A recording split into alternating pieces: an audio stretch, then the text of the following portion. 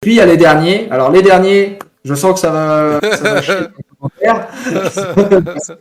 Parce que ça, c'est mes favoris. Et à chaque fois, je les place dès que je peux les placer parce que je sais que ça énerve tout le monde.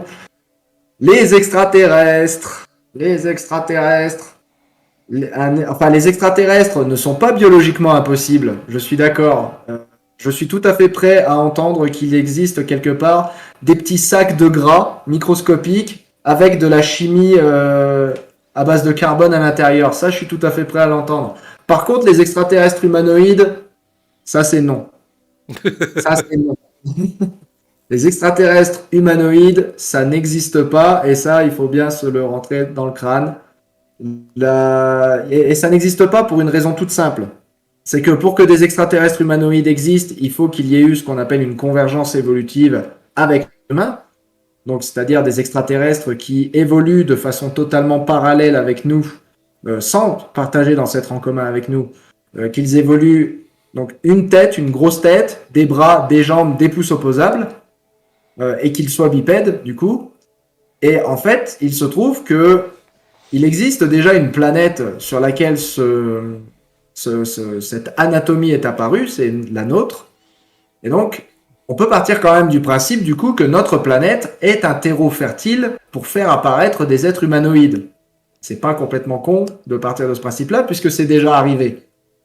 Donc, si notre planète est un terreau fertile pour faire apparaître des êtres de forme humanoïde, on devrait s'attendre à des convergences évolutives sur notre planète. Or, ça ne s'est jamais produit. Il n'y a aucun autre être humanoïde sur notre planète que l'être humain. Donc évidemment, vous allez me dire, mais Néandertal, il est humanoïde aussi.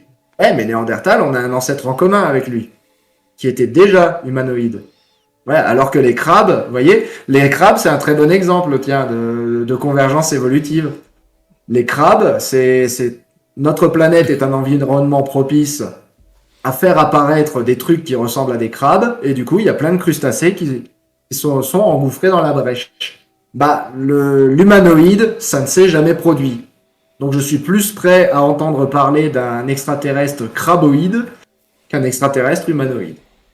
Et du coup, pour bien enfoncer le clou, il existe un être qui est bipède, qui a un cerveau relativement gros, et qui possède des pouces opposables, donc qui est un très bon candidat, et qui a 2 bras, 2 jambes, et qui est donc un très bon candidat à la convergence évolutive, et cet être, c'est le perroquet.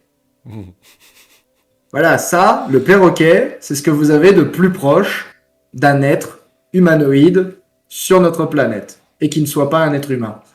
Donc ça là, c'est le plus humanoïde que vous puissiez être sans être vous-même un être humain. Donc c'est juste, voilà, vous pouvez enterrer l'idée que les extraterrestres, même s'ils ont convergé vers une forme vaguement humanoïde, ne ressembleront pas du tout à des êtres humains. Ce seront pas des petits gris, quoi, en fait.